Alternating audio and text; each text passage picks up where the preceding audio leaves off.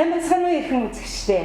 Та бүхэндээ харах өнцөг нэвтрүүлгийн нэгэн дугаарыг бүгд найрамдах Солонгос улсын Сөүл хотоос мэдчилж байна.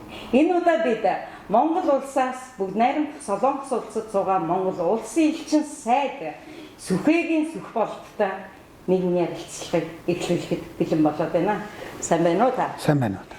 За, ингээд харах өнцөг нэвтрүүлэг бол тэгээд яг үүнтэй уялдуулаад тантай бас нэвтрүүлгээ хийж байгаа утга учир нь бүгд найрамдах Солонгос улсад одоо энэ олон хүмүүсийг одоо мэдээж хэрэг ингээд элчин сайдын яам маань консулын албан маань ингээд жолоод ингээд хамтраад нэг цэгийн үйлчлэгээ гэдэг маш олон зүйлийг хийж байгаа шүү дээ.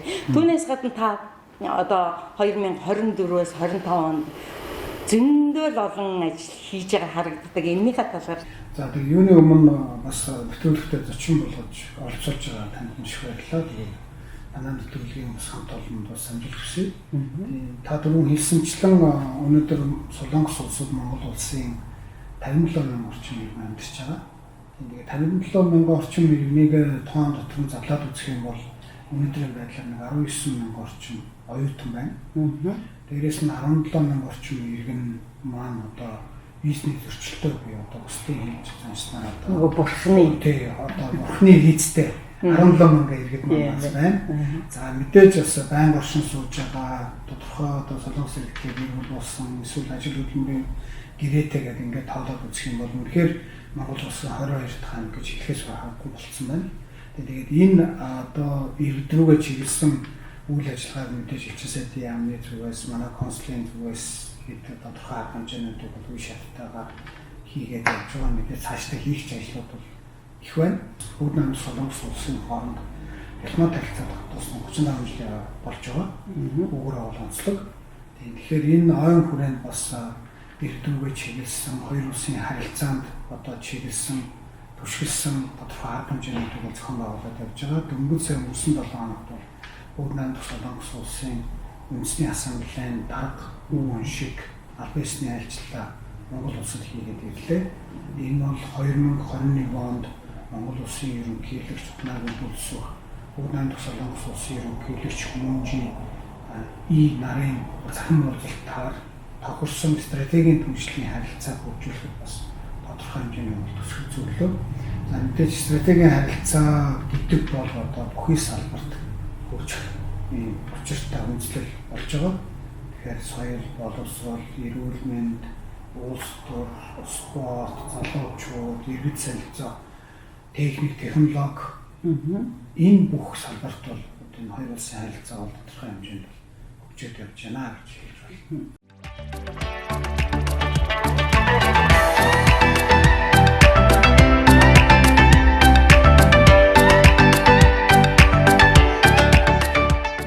хартаа цагаантай өнгөтэй өнгөгүй гэл ингээл амьдрал явагддаг шүү дээ тий. Тэгээд нэг зүйлийг одоо элчин сайдын яам маань бараг л шийдчихүү гэсэн надад бас бодлого төрж байна. Нөгөө одоо хил дээр монголчууд маань гэдэг ийм нэг жоохон яриа гарлаа шүү дээ. Тэгээд монголчууд маань баярлж байгаа зүйл нь одоо элчин сайдын яам маань болон гадаад харилцааны яам энэ дээр их түшгэлж их тодорхой тод хэмжээний ийм зөвлөмж зөвлөгөө хамтарсан үйл ажиллагааг явуулж явах шиг байсан та энэ тухай. Тийм Монгол иргэдийн хувьд бол Солонгос улсын одоо хэлээр нэвтрэхэд бас зарим мэдээлэл тутамгаас сайн бэлтгэргүйгээсээ болоод бас зарим хэмжээнд хохирох үйл явдлууд тохиолдож байна. Энэ хүрээнд бол мэдээж иргэддрүүгээ чиглэсэн одоо суртал нэвтрүүлэг одоо урьдчилан сэргийлэх мэдээ таны мэдэх хүн ийм мэдээллүүдийг бол маш сайн өгөх гэж хичээж байгаа. Тэр утгаараа ч өнгөрсөн удаа бас нэгэн нэвтрүүлгүүд бас ярилцлагууд өгч ер нь хэлийн шалгалт ялангуяа Солонгос улсын хэлийн шалгалт бүрх албан дээр ирэхэд ямар зүйлүүдийг манай иргэд маань өөрсдөө мэдж явах хэрэгтэй, юун дээр илүү анхаарах хэрэгтэй вэ, яаж хуцаа бүрлэх хэрэгтэй вэ, ямар асуудал тавьбал яаж хариулах хэрэгтэй вэ, зорилгоо яаж тодорхойлох, хаана байх вэ, хинтээ уулзах уу, хаана ямар ажил хийх гэж аялах гэж ирж байгаа гэдгээ тодорхой болгох. Гэх зэрэгээр ер нь урьдчилан сэргийлэх мэдээллийн зүйлүүд бол өглөө тэгээд тэр утгаараа бас манай иргэд маань нэлээд сайн мэдээлэлтэй болсон байхаа Хил дээр одоо та нар сая ингээд ер нь очиод тэр цагаачлалын албантай уулзсан уу? Тийм. Солонгосын Инчон нисхэн усны буудлын дээр Монголын одоо ихэнх иргэд бол ирж зорчдог.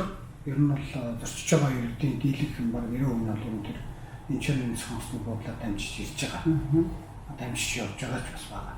Тэгэхээр бид бол мэдээж тогтмол одоо Инчоны нисэх буудлын цагаачлалын албаны удирдлагуудтай уулзаж нөхцөл байдлыг танилцуулж арга шийдлийг олж ирэхийг явж байгаа.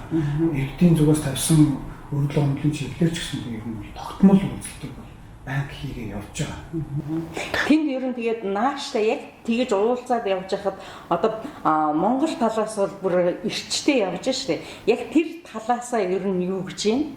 Яг л саяны хэлдгээр ийм материалаа зөв бүгэл ингэдэг гэсэн нөгөө бүхэл санаа зөвлөгөө нь яг л байна уу тий? Тэгээ ер нь уулзахад бол цагаачлалын албанаас бол хэд хэдэн зүйлүүдийг л одоо манай иргэдтэй бас хэлж байгаа ч гэдгийг хүсэж байна. Нэгдүгээрт одоо ирэх зорилгоо тодорхой болгож хаана ямар уулзалт эсвэл ямар аяллаар ирэх гэж байгаа, ямар газар байрлах гэж байгаа, хэний урилгаар ирж байгаа энэ мэдээллүүдийг маш тодорхой болгож хэлж хүсэж байгаа.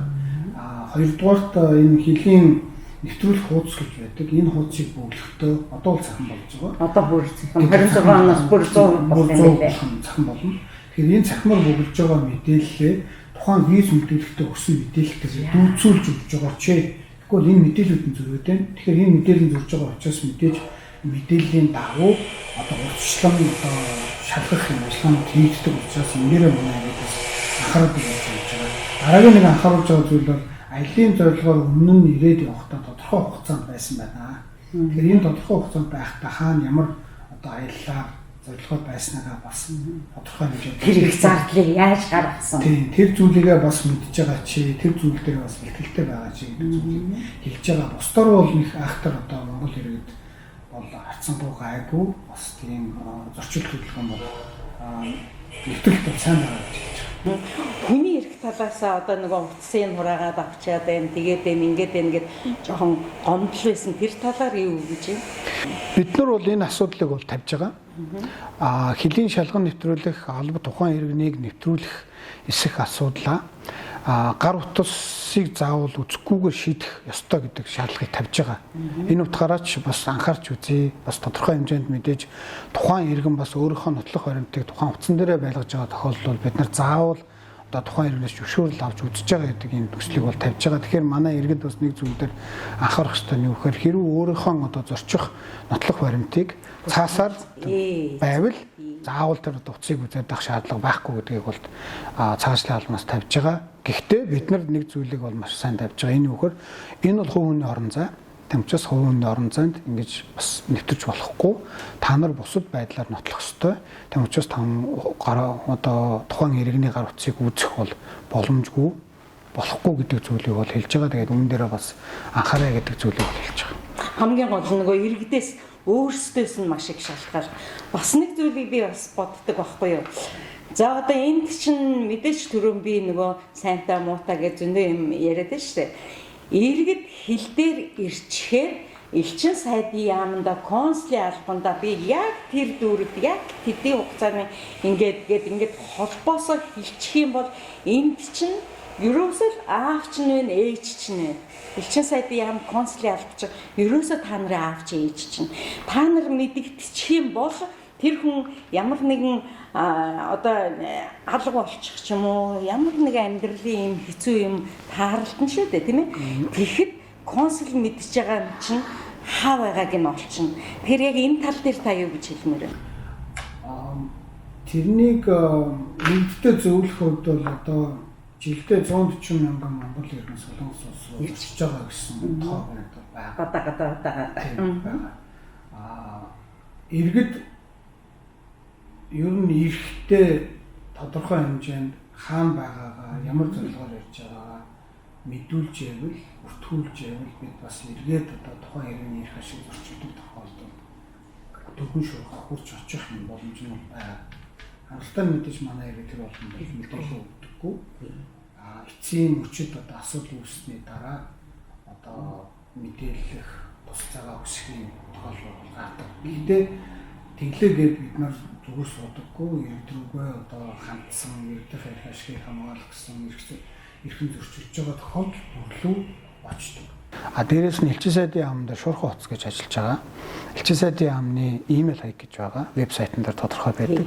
Түүгээр өгж байгаа бүх гомдол одоо хүсэлтийг бид нар аваад мөрөөр нь ажиллаад эргээд иргэдтэйгээ бол холбогдож хариуг нь өгөх тэрний дагуу арга хэмжээ авах юм зүйлүүд бол хийгээ явж байгаа. Зөв. Эрхэм үзэгчдээ анх удаа ирж байгаа зорчигчд маань мэдээж яг энийг билүү. Хизээч элчин сайдын яам консулын албан тухайн хүнийг ямар нэгэн байдлаар үлдсэн, харуулсан за тэр бурхны юу гэдгийг тэр виз гэдэг ингээд нэг зөөлрүүлсэн зүйлээр явахад хизээч иргэнэ хаа нэгэн газар энэ удацсан байна гэж барьж өгдөггүй. Тийм биз? Тийм биз дээ. Угаасаа энэ чи хайр чинь эндэл байгаа байхгүй тийм ээ. Одоо ер нь гэрээт ажилчид их байдаг хэвээрээ юу? Ер нь жоохон чимээгүй болцсон байх юм. Тэр ямар вэ? Солонгос улсын засгийн газраас жишээлбэл өнгөрсөн онд 4200 одоо гэрээт ажилтны квотыг Монгол улсын гэсэн байлээ. За яг хэрэгжтэй хөдөө бас төдийл хангалттай биш байгаа. Одоо яг бүртгэлтэй нийт гэрээт ажилчдын яг бидний одоо мэдж байгаа тоогоор бол 2800 орчим иргэн бол яг хөдөлмөрийн гэрээтэй яг тухайн ажлын байран дээр бол ажиллаж байгаа. Гэхдээ Солонгосын цаашдын албанаас гаргасан мэдээлэлээр бол 6200 орчим иргэн хөдөлмөрийн гэрээний виз статусаар ирсэн байна гэдэг мэдээлэл байгаа.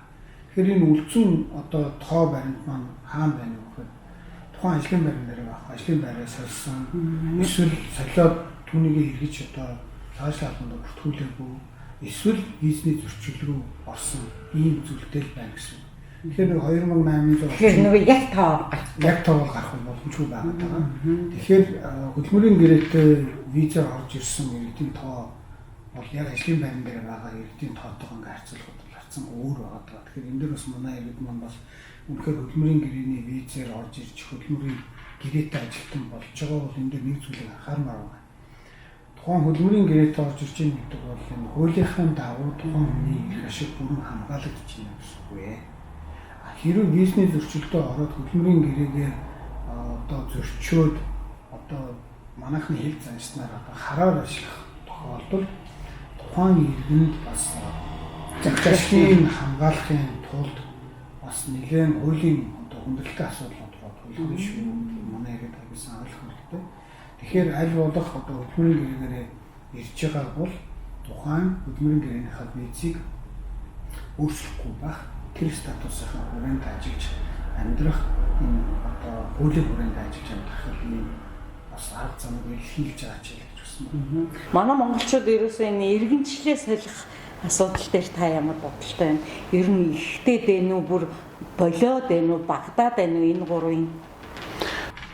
За одоо надад бол одоо иргэншлээ Монгол улсын харьяатаас гарч байгаа гэдэг тоо мэдээлэл бол алга байна. Сайн байна. Мэдээж тухайн хүний сонголт. Тийм. Ер нь бол Монгол иргэний бас нэг бодол байдаг шүү дээ. Монгол их орондоо буцаж очих, Монгол их орондоо хайртай байх, Монгол их оронч үзэл бол манай Монгол иргэдэд бүгдд нь бол байдаг шүү дээ. Тэгээд тэр утгаараа ч гэсэн ер нь бол харьцангуй баг гэж би боддیں۔ Мэдээж юу одоо Монгол улсын харьяатаас гарах. Мэдээж тухайн хүний бас амьдралын сонголттой, өөр хүүхдийн сонголт, тухайн дараагийн амьдрах орчны сонголт гэдгээс хамаарч тухайн бол сонголтоо хийж байгаа. Гэхдээ энэ сонголт бол миний хувьд бол ингээ харахад бол бага бах л гэж байна. Зөв би бас тэрэн дээр бүр боддгийн. Яг гэвэл манайх нөгөө хоёр иргэншилтэй биш. Гэхдээ хоёр иргэншилтэй биш нь надад бүр хамгийн сайхан санагддаг. Яг л их орондоо хүнээ байлгах гэдэг шүү дээ, тийм ээ. Энд чинь явуулаад аймааргүй байна шүү дээ. Яг уу суурч боловсроод тухайн оронд ажиллаад сурчгаад энийгээ мэрэгшүүлээд эргээд эн чинь их орондоо гэдэг утгаараа. За төрж байгаа хүүхдэд. За Солонгост улсад 57 мянган иргэн амьдарч байгаа гэдгийг доктор 0-19 насны 8 орчим. За үүн дотроос бол төрж байгаа хүүхдүүд байна. Одоо л яг надад энэ оны одоо 4-р сар хүртэлх ичнэ хүүхд төрсөн тоо алга байна. Гэхдээ ер нь бол нэг 7 хоногтой 1-2 цагдаа нэг 10 орчим хүүхдийн төрсний гэрчлээ авч байгаа гэдэг таваарнд байгаа. Тэгэхээр ер нь бол энэ тооноос ингээ харах юм бол 8000 орчим хүүхдийн 0-18 насны 8000 орчим хүүхд байна гэдгийг нэг 2-3 хүн гэдэг энэ төрсөн байна. Бас нэг олзууштай юм юу гэхээр энэ төрөөд 10 жилийн сургуулаа төгсөөд ерөөсөө энэ төрмөл болчихлоо шүү дээ. Тэгэхээр Бүгд найрамдах Солонгос улсаас бас нэг зүйлийг яхад энд байгаа тэр хүүхдүүдийг бас нийгэмшүүлэх, нийгэм талаас нь гэдэг ингээд маш олон гоё арга хэмжээнүүд бий болох гэж байгаа юм биш шүү дээ. 8 орчим хүүхэд байгаа гэж би түрүүсэн. Тэгээд Монгол улсын одоо яг боловсролын яамнаас апэстэй ирэх авсан дэлхийд дээр цорын ганц сургууль Монгол сургууль би Солонгос улсад байгаа гэж байна. Тэр сургууль бол одоо өдгөө 25 жил орчим ажиллагаа явуулж байна. Энэ жил 25 жил болж байгаа. Тэгээд тэр сургуульд Монголын 330 хүүхэд сурч байгаа. 330 орчим хүүхэд 18 монгол багш нартай ажиллагаа явуулж байгаа. Солонгосын сайн санаад одоо иргэний өөрсдөө санаачлага авсан сургууль шүү дээ. Тэгэхээр 330 хүүхэд сурч байгаа боловч үлдсэн 8000 орчим хүүхэд бол одоо өнөөдөр Солонгос улсын ерөнхий боловсролын сургуулиудад сурч ийн гэсэн. Тэгэхээр бид нар юунд анхаарах хэрэгтэй вэ гэхээр энэ 8000 орчим хүүхдийг Монгол сэтгэхүйгээр хатгаж өгөх хэрэгтэй. Монгол хүн болгож авч өгөх хэрэгтэй. Тэр утгаараа энэ Монгол сургуулийн салбар сургуулийг байгуулах хэрэгтэй гэж би одоо үзээд хөөцөлтөй явж байгаа. Солонгосын засгийн газартаа Солонгосын үндэсний санхүү одоо Кимгэн монголчуудын хамгийн олноор оршин сууж байгаа Кимгэн за сургуулийн захиргаатай энэ асуудлыг бол яриа явж байгаа. Ерөнхийдөө бол асуудлууд нааштай явж байгаа. Тэгэхээр Монгол хүнээ Монгол хүн болгож Монгол боловсролыг эзэмшүүлэх нь бас манай элчин сайдын хамгийн манай боловсролын яамны бас тэр хүний зорилтуудын нэг болоо явж байгаа. Шинэ ажил хөгжлөө явж байгаа. Тэгээд сайхан мэдээ удахгүй дуулах хаа гэж бодож байгаа. Тэгээд мэдээж сургууль байгуулах бол тийм амар ажил биш. Маш их хөрөнгө болсон хүчин шаардлагатай. Энэ хүүхдүүдээр бид нар төлөвлөөд бас хамтарч байгаа сайн санаад хүмүүстэй хамтраад ажиллаа хийгээ явж байгаа. Тэгээд ер нь бол байгуулна гэсэн зорилго маань хийгээл явж байгаа юм нэлээд хугацаа шаарддаг. Тэгэхээр элчин сайдын яамнда баяр хүргэе хархан цэг нэвтрүүлэг чухам яагаад гэвэл хүүхдийн боловсрол гэдэг бол нэгдүгээр байх ёстой. За тэрийг уламжлах, ёсон болгохыг хоёрдугаар гэхгүйгээр адилхан нэгээрээ зэрэгсээд явж байгаа ёстой. Энэний талаар энэ том ажил үйлс явуулж байгаа элчин сайдын яамнда чин сэтгэлээсээ ард түмнийхээ өмнөөс баяр хүргэе. Энд байгаа монголчууд маань маш их баярлж байгаа. Энд чинь ерөөсөө нөгөө л элчин сайдын яам маань Монгол иргэдтэйгээ үргэлжийн мөнхөд хамтарч нягт байдаг шүү гэдэг л нэгэн жишг байна шүү дээ, тийм ээ. Надад хэрэгтэй юм бүхэн Монголд минь байдаг. Ялах биений ам бүгдээдсийн сүнс байдаг. Тэнгэрт иргэх шонхрын танил төрсөн гэрийн бууц байдаг. Тэргэл сартай шүн улмс санах нууц байдаг.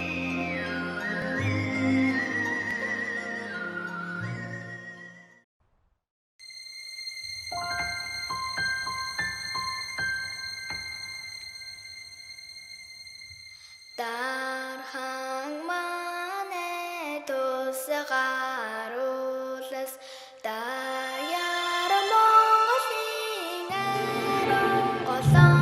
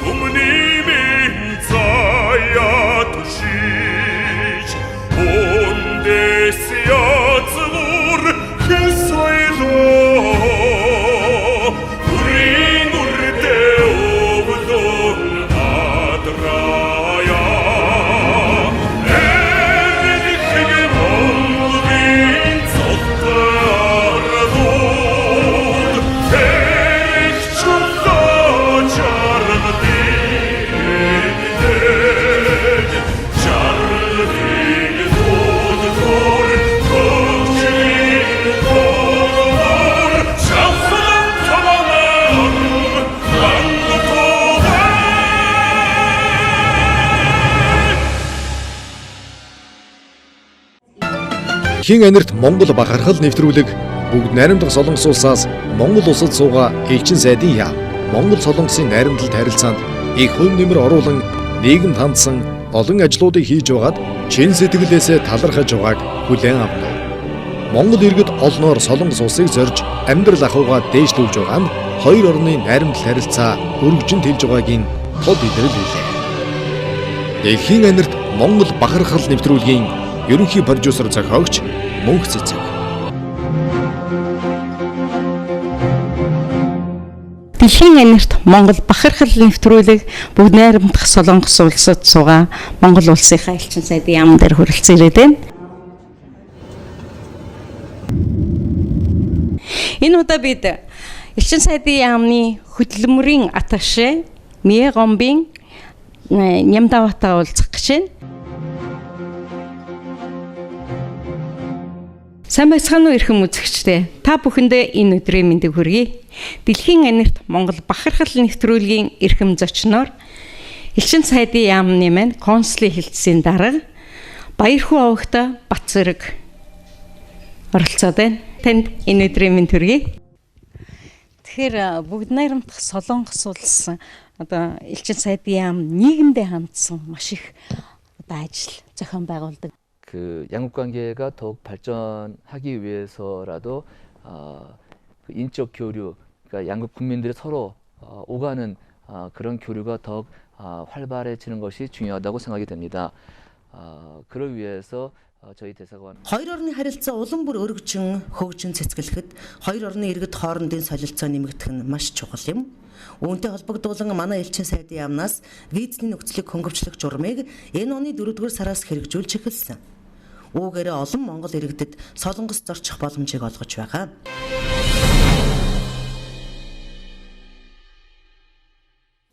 몽골 국민 여러분 안녕하십니까? Сайн байцгаана уу эрхэм үзэгчдээ. Та бүхэндээ бүгд найрамдах Солонгос улсын 인천 хотоос мэдчилжээ. 안녕하세요. 시레인보 인터내셔널의 조경숙 지사입니다. 저희는 몽골 사업을 시작한 지 얼마 되진 않았지만은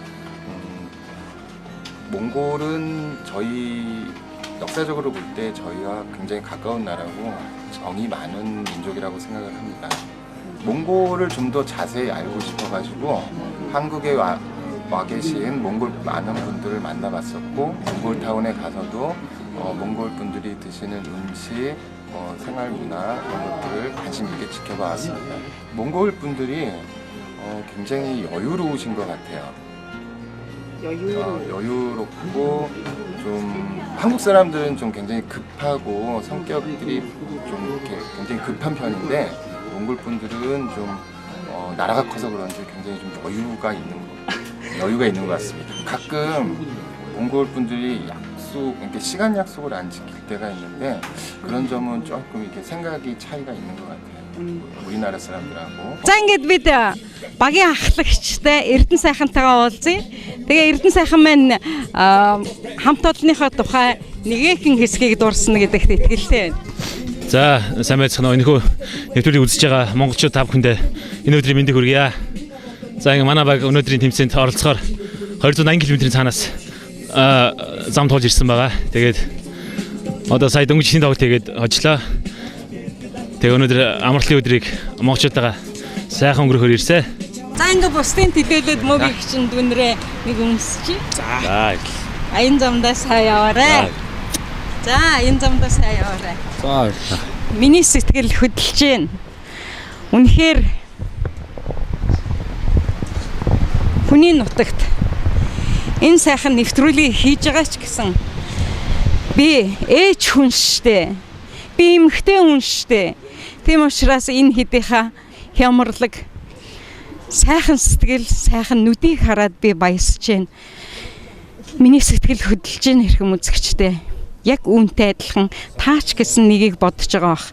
Ер нь миний бодлоор эд бүгдийнхээ ажил, амьдрал, сурлагт нь өндөр амжилт хүсхийн зэрэгцээ эд маань ажилдаа ямар их шаргуу байдгүй, ямар их хөдөлмөрийг хийдгүй, яаж би энэ хаяа өвдсөн ч гэсэн өөрийгөө удаж, эх орноо удаж бусад орноос ялгаагүй. Гэхдээ энэ бусад орноос бүр хамгийн том ялгаатай нь юу гэхээр хамгийн их хөрөнгө оруулалтыг хийж байгаа энэ сайхан залуучуудаа ирээдүйд нь хүссэн хүсэл болгонд нь эх орн сайхан байгаасаа гэж бодсон бодол болгонд нь өвдөгш ногоон зүлэг мэт сайхан ногоорсон байгаль, ногоорсон сэтгэл, одоо хүний сайхан сэтгэл ногоорсон гэдэг шиг юу гэхээр зуны сайхан үйлрэл хүнд ямар сайхан санагддаг вүлээ. Энэ болгоныг аян замын ерөн мөгөгч нь бэлэгшэн та бүхэндээ хүслийн дээдэр хүсээрээ сайхан идэр насандаа их орондоо ирээрээ их зүйлийг бүтээгээд ирээрээ хэмээн би та нартай хүсэж байна. Баяртай. Баярлаа. Надад хэрэгтэй юм бүхэн Монголд минь байдаг. Ялах биений ам бүгдээдсийн сүнс байдаг. Тэнгэрт иргэх шонхрын танил төрсөн гэрийн бууц байдаг. Тэргэл сартай шүн өлөн санах нууц байдаг.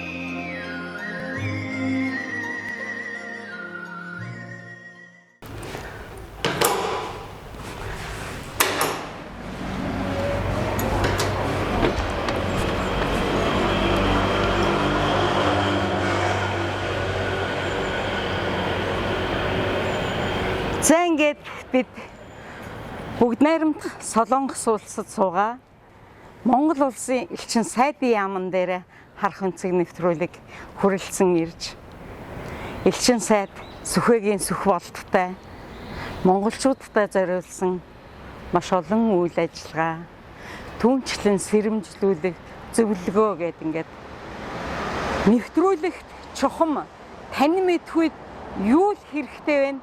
Тэр болгоны тухай ярилцлаа. Элчин сайдын яам маань хамгийн гол сайхан зүйл хийж байгаа нь юу гэхээр бүгд найрамдах Солонгос улсад суугаа одоо иргэдийн үр хүүхэд боловсрол энэ дээр маш их зүйлийг хийж байгаа юм байна. Мөдхөн энэ хийж байгаа үйл ажиллагаа нь хэрэгжинэ гэдэгт итгэлтэй байгаа юм байна. Хүүхдийн ирээдүй.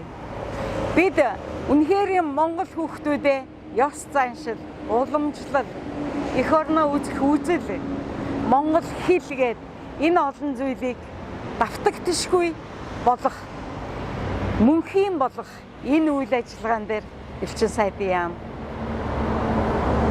тухайн оронд зориулсан, тухайн хүүхдэд зориулсан ажлуудыг хийж байгаад баяртай байна.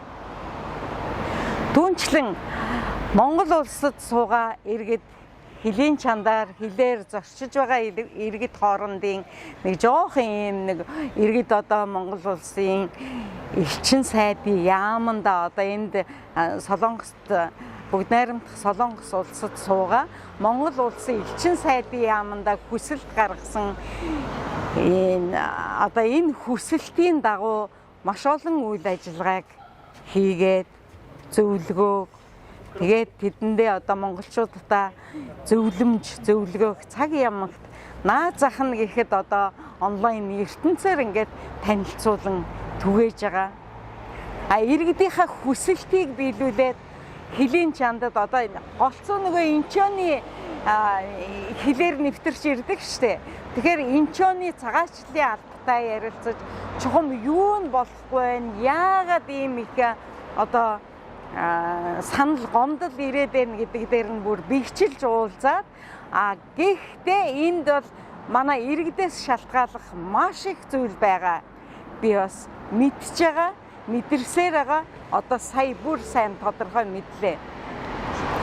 Энд ерөөсөө иргэд яах ёстой юм гэхээр анх визэнд орохдоо нөгөө зөвлөгөө өгдөг газар ордог шүү дээ.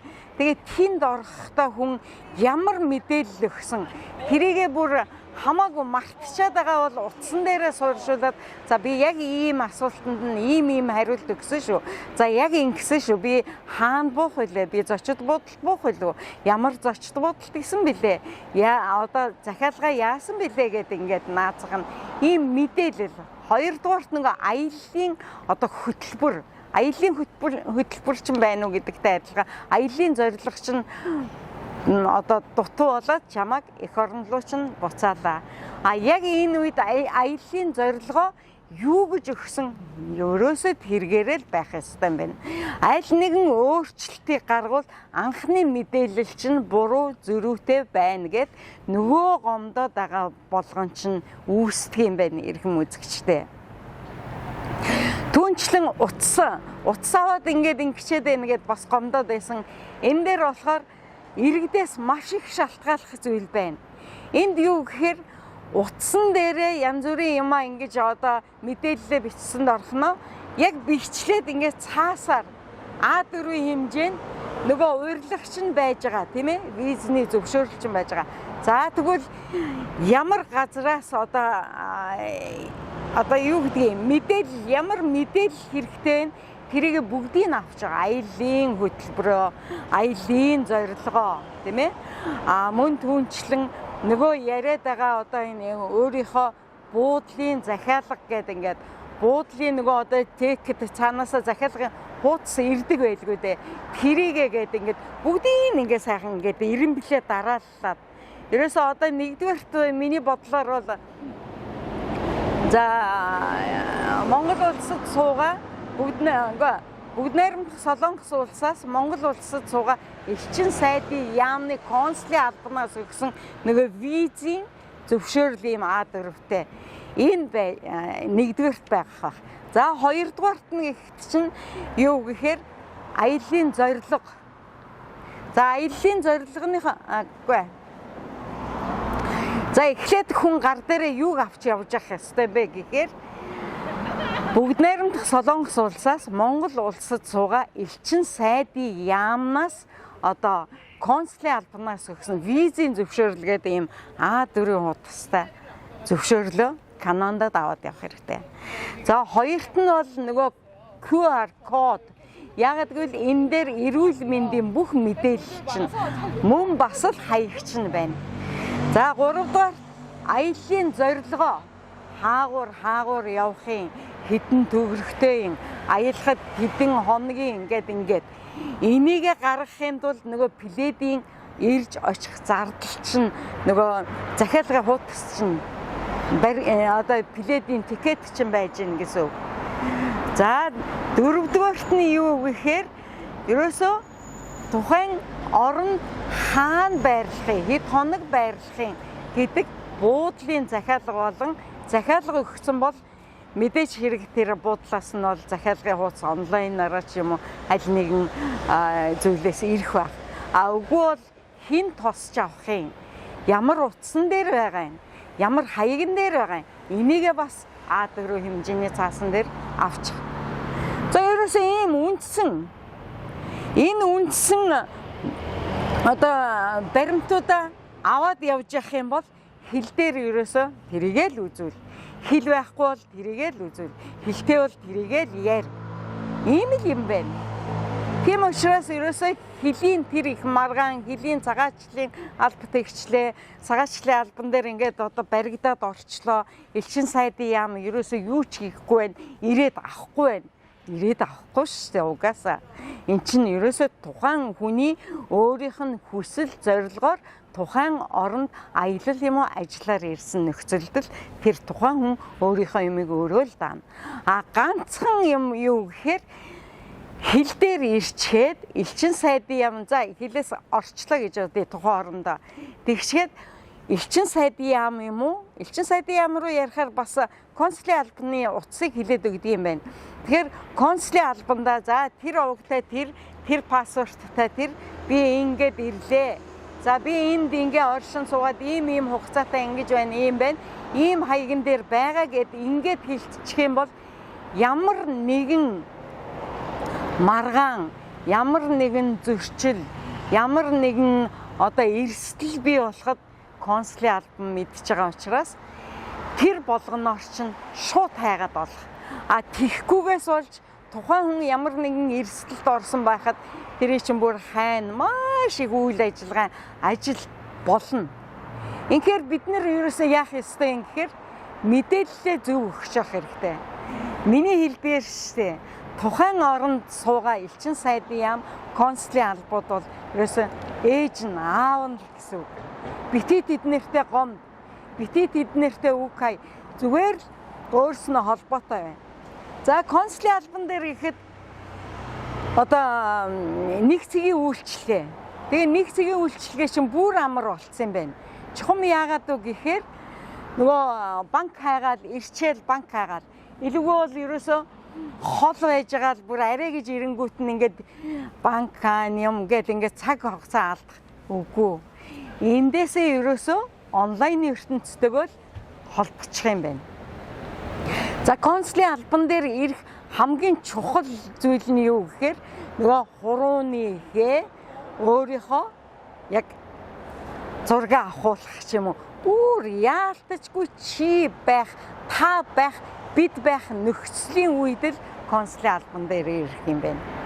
Дээр нэмээд нөгөө хүүхэд төрөх, гэрчлэгээ авах, тэрнээс биш итгэмжлэх янз бүрийн зүйлүүд бол ерөөсөө онлайнаар вебсайтаар нь ороод тэгэл захиалга өгөөл мэйл рүү харьцаад ингээд өгчих юм байна. Элчин сайдын яамн дээр би нэгэн зүйлийг бас анзаарлаа. Ингээ үүдэн дээр ресепшн байгаа. Ресепшн монголчууд бол аюу их залгаж байна. Би нэг 30-аад минут байлаа. 30-аад минутах нэг 7-8 хүн залгахч чинь шүү. Тэдний 7-8 хүн залгахаас гадна энд монголчууд ирж байна.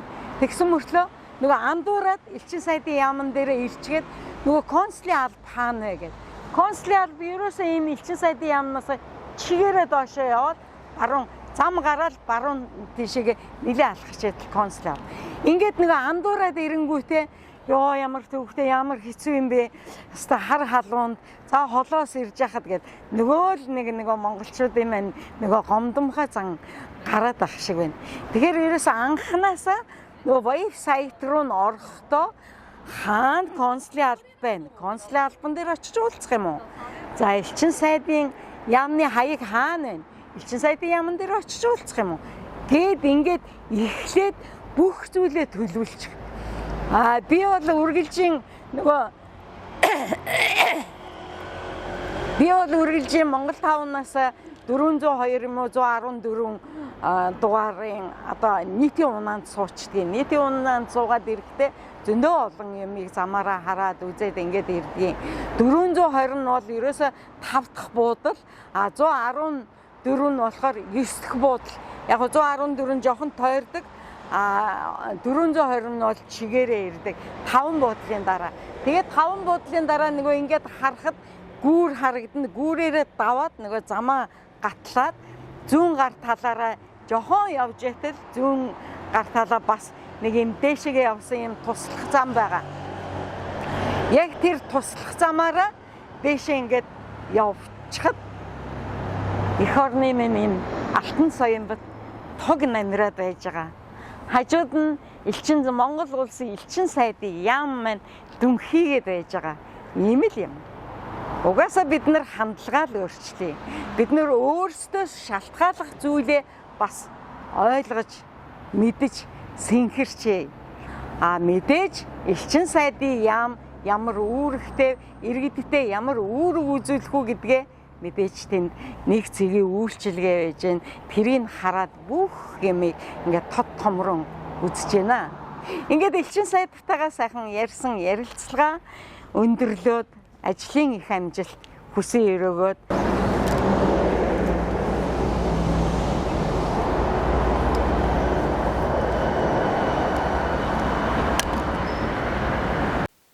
баяртай бас л зогсоо зайгүй ажил яваад өглөө.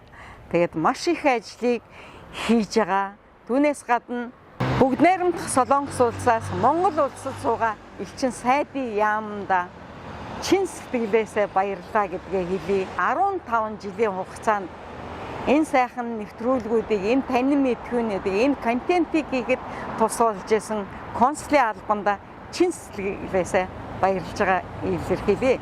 2025 он Монгол улс бүгд найрамдах Солонгос улсын хооронд дипломат харилцаа тогтоосны 35 жилийн ой болж байгаагаар онцлогтой байлээ.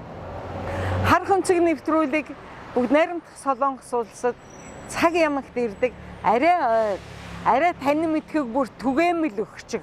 Арай үзэж харах юмыг маш их байдаг учраас бид энэндээ дуртай байдгийг. Энийг хийх үед бид нар За наад зах нь одоо сайдаасаа тодорхой хэмжээний хугацааны хоногийн цаг аваад ингээд ирж гэн. За мөн түүнчлэн контентээ хийхийн тулд, танин мэдхүүгээ хийхийн тулд холыг зорж болно, ойрыг зорж болно, энэ хот дүүргээр явж болно. Энд бол цаг хугацаа.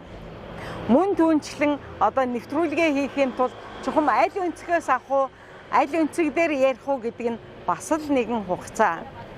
Ингээд энэ болгоныг ингээд хугацааг харж үзэж, энэ болгоны энэ урт хугацаа, богино хугацааг мэдэрч үзэж байгаа консулын албанда чин сэтгэлээсээ баярлалаа. Бид бараг ингээд сайхан сэтгэлээр ингээд сайхан нөхөрсгөөр хэлэхэд Монгол улсын 22 дахь аймаг. Энэ аймагт ирж олон сайхан танин мэдхүйг 22 дахь аймаг. Энэ аймагт ирж олон сайхан нэвтрүүлгийг танин мэдхүйг хийж байгаа бидний бас бахархал юм шүү. Бүгд найрамдах Солонгос улсад суугаа элчин сайдын яаманда чин сэтгэлээсээ баярлалаа. Мөн түүнчлэн Монгол улсаас бүгд найрамдах Солонгос улсад суугаа элчин сайдын яаманда хүндэтгэл илэрхийлье. Бид олныг түгээн, бид танин мэдхүйг түгээн, бид зөвлөмжийг түгээн, бид зөвлөгөөг түгээн. Энэ болгон Монгол хүн болгонтой хамт байдаг. Бас та бүхэндээ үзэгч олондоо чин сэтгэлээсээ баярлалаа. Харах өнцөг нэвтрүүлэг Монгол улсаас бүгд найрамдах Солонгос улсад суугаа элчин сайдын яаман дээр хүрэлцэн ирээд энэ сайхан анхны өөрийнхөө яг энэ удаа ингээд өөрийнхөө ойлгосноор, өөрийнхөө сонссноор та бүхэндээ түгээлт хийж байгаадаа баяртай байна. Бид сайд болгон дээр, томилогдсон сайд болгон дээр ирж нэвтрүүлэг хийжсэн. Сайд болгоноос зөвлөгөөг нь авчээсэн. Сайд болгоноос монголчуудтай сэрэмжлүүлэг авчээсэн. Энэ болгон бидний хамтын нөхөрлөл, хамтын үйл ажиллагаа юм. Баярлалаа эрхэм үзэгчтэй. Харах өнцөг нэвтрүүлэг үргэлжилж байна.